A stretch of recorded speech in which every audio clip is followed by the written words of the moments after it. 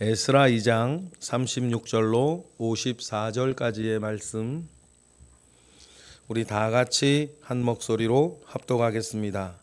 제사장들은 예수와의 집 여디야와 자손이 973명이요 임멜 자손이 1052명이요 바스올 자손이 1247명이요 하림 자손이 1070명이었더라.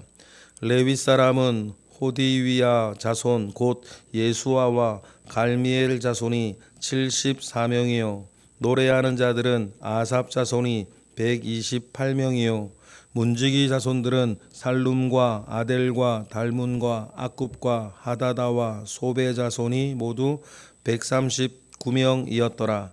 느디님 사람들은 시야 자손과 하수바 자손과 답바옷 자손과 게로스 자손과 시야 자손과 바돈 자손과 르바나 자손과 하가바 자손과 악굽 자손과 히갑 자손과 사물레 자손과 하난 자손과 김멜 자손과 가할 자손과 르아 자손과 르신 자손과 느고다 자손과 갓삼 자손과 우사 자손과 바세아 자손과 베세 자손과 아스나 자손과 무님 자손과 브누심 자손과 박북 자손과 하그바 자손과 하룰 자손과 바슬롯 자손과 무히다 자손과 하르사 자손과 바르고스 자손과 시스라 자손과 데마 자손과 느시야 자손과 하디바 자손이었더라. 아멘.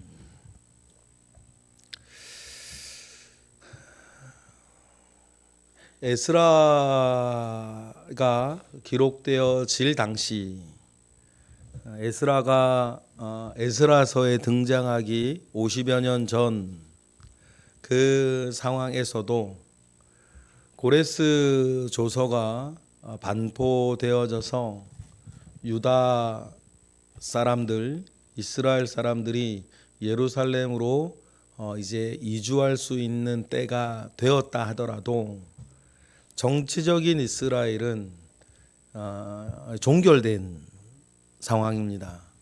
그래서 어제 본문에서도 유다를 소개할 때에 어엿한 독립국가였던 유다였지만 그 지역을 소개할 때에 유다도다 이렇게 소개가 되는 것도 그런 맥락이겠습니다.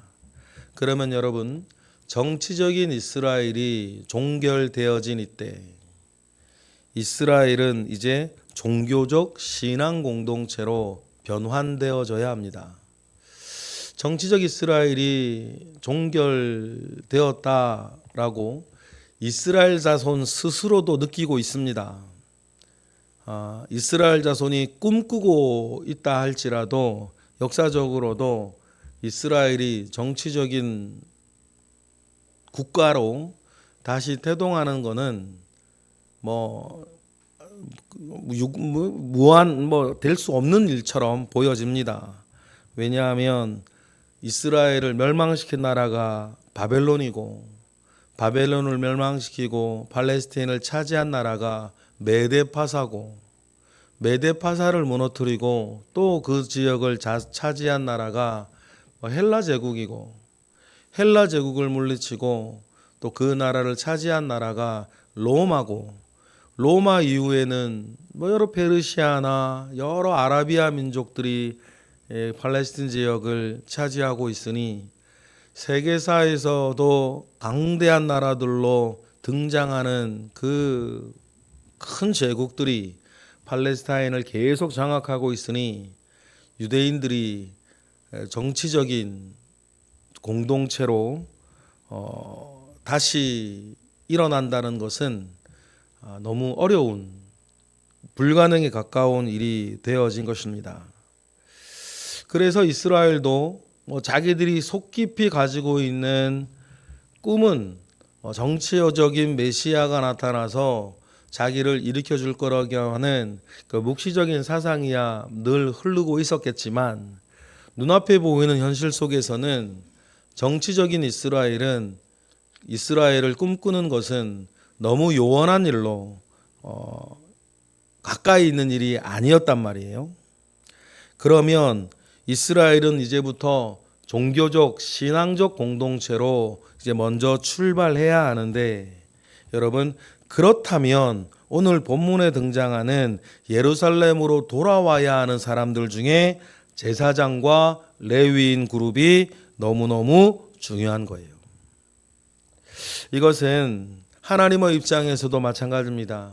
이제 육적 이스라엘이 끝나고 바울의 고백처럼 영적 이스라엘을 태동시켜야 하는 하나님의 입장에서도 이스라엘이 또다시 국가가 되고 민족적 이스라엘이 계속 강화되어진다면 예수 그리스도 이후에 등장하여야 할 영적 이스라엘의 모태를 마련하기가 어려워지는 것이죠.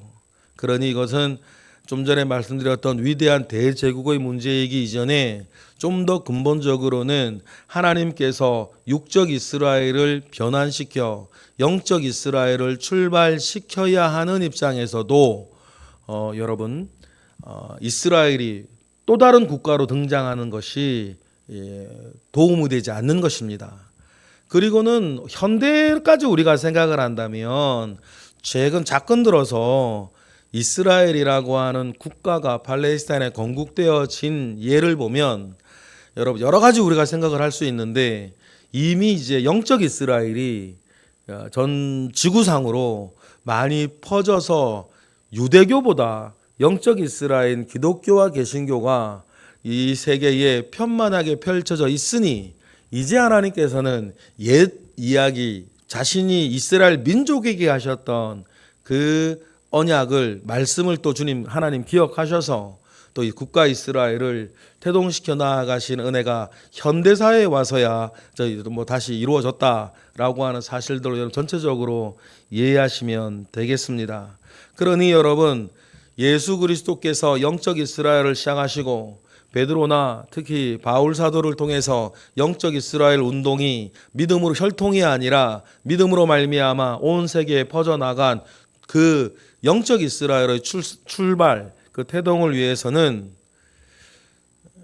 국가 이스라엘, 정치적 이스라엘은 등장해서는 어쩌면 안 되는 것입니다. 그러한 일들 속에서 신앙적, 영적, 종교적 이스라엘이 시작이 되어져야 하니 36절에 제사장들은 이렇게 시작하면서 돌아오는 사람들이 너무너무 중요한 거예요. 여러분 제사장은 뭐 하는 사람입니까? 하나님과 이스라엘 그 사람들을 이어주는 사람이에요. 뭐를 통해서 이어줍니까? 제사를 통해서 이어주는 거죠. 이어주는 방법도 여러분 이스라엘의 죄를 개인의 죄나 민족의 죄를 제사를 드리면서 씻어주어서 이스라엘과 하나님 사이의 관계를 계속 유지시켜 주는 데에 자기의 사명을 가지고 있는 사람들이 제사장들입니다. 그러면 신앙적, 종교적 이스라엘을 복원하는 데에 반드시 와야 되는 사람들이 누구예요? 제사장들인 거예요. 제사장들이 있지 아니하면 그 일을 바랄 수도 꿈꿀 수도 없기 때문입니다. 그러면 여러분 오늘 현대교회도 마찬가지지만 교회에 목사님만 있으면 되겠어요. 그 전도사님도 있어야 되고 장로님들도 있어야 되고 권사님들과 기관장들과 구역 리더들과 여러분들이 또한 있어야 되는 것처럼 40절에 레위 사람들도 여러분 있어야 되는 거죠. 그래서 36절에 제사장들과 40절에 레위 사람들, 제사장들의 여러 활동들을 돕고 41절에 노래하는 자라든지 그래서 하나님을 찬양하는 분들이라든지 42절에 문지기의 자손들, 교회의 질서를 잡아 나아가는 그런 사람들도 당연히 와야지만 영적 이스라엘의 준비를 위해서 종교적, 신앙적 이스라엘의 기틀은 잡혀가는 것이다 라고 하는 사실들을 우리는 여러분 기억하고 오늘 본문을 읽습니다. 그리고 43절에 나오는 느디님 사람들이 아주 귀해요. 여러분 제사장 제사장 자손들, 레위 자손들, 이런 사람들은 자기 정체성이 있는 것 아닙니까? 지금 비록 포로로 잡혀와서 바벨론에서 여러 다른 일들하고 살아가고 있겠지만, 그들은 우리 집안이 뭐 하는 집안이었는지, 우리가 뭘 해야 하는 사람인지, 회복될 이스라엘을 꿈꾸면서 제사장 자손들이나 레위 자손들은 우리가 뭘 해야 되는 사람이라든지 꿈을 가지고 있었을 거예요. 그리고 자기 집안의 가문의 일들이 다시 회복될 것을 소망할 수 있었겠죠. 그런데 43절에 느디님 사람들은 달라요. 여러분, 느디님 사람들은 원래 뿌리가 이스라엘의 전쟁 포로들이었어요.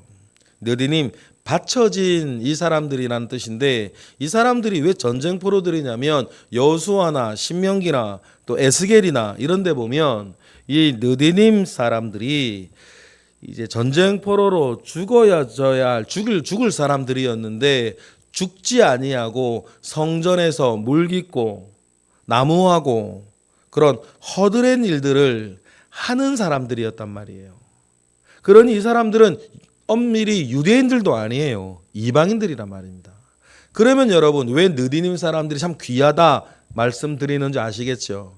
이 사람들은요, 안 돌아와도 돼요.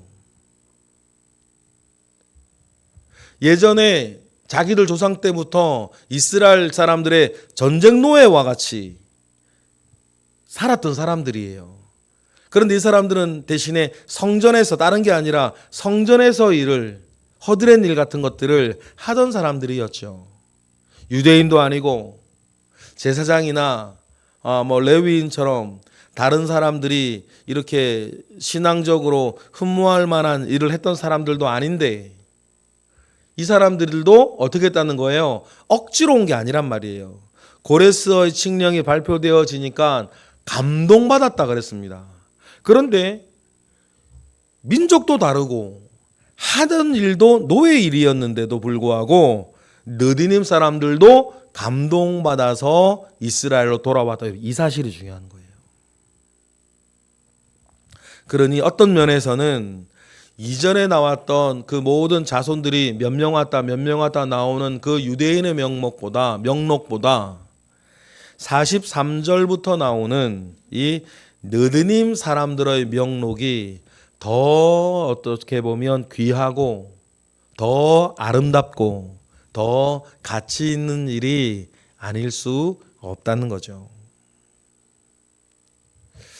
그리고는 여러분, 하나님께서 회복의 이야기를 하실 때에 오늘 본문에 나오는 여러분 모든 사람들 이름과 자손들을 볼 때에 우리가 아는 사람이 별로 없어요.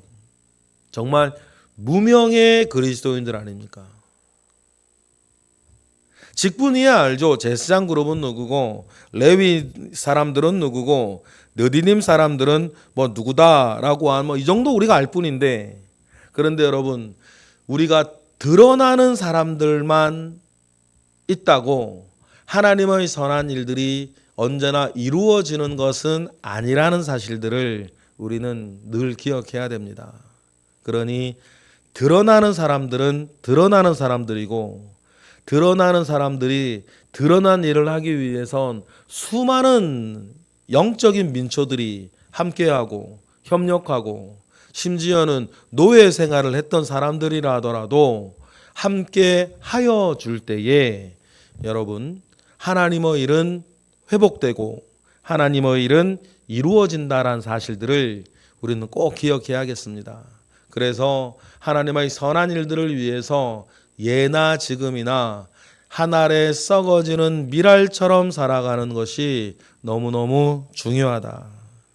그러니 하나님의 그 선한 일들 가운데에서 나를 찾지 않고, 나를 확인하지 않고, 나를 드러내지 않고, 오히려 예수 그리스도가 빛나는, 하나님의 이름만 빛나는 그런 신앙생활, 그런 교회 생활을 위해서 열심히 하시는 저와 여러분이 되시기를 바랍니다.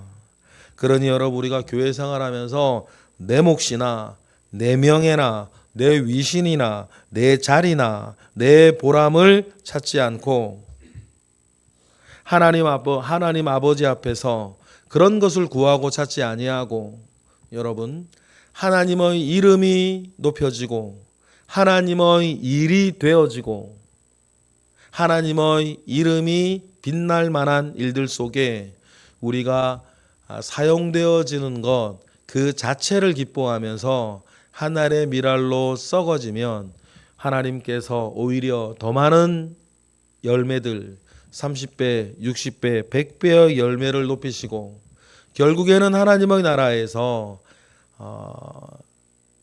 작은 자들이 오히려 큰 자가 되어지고 낮은 자리에 앉은 사람들이 오히려 높임을 받는 일을 하나님께서 해 주실 줄 믿습니다.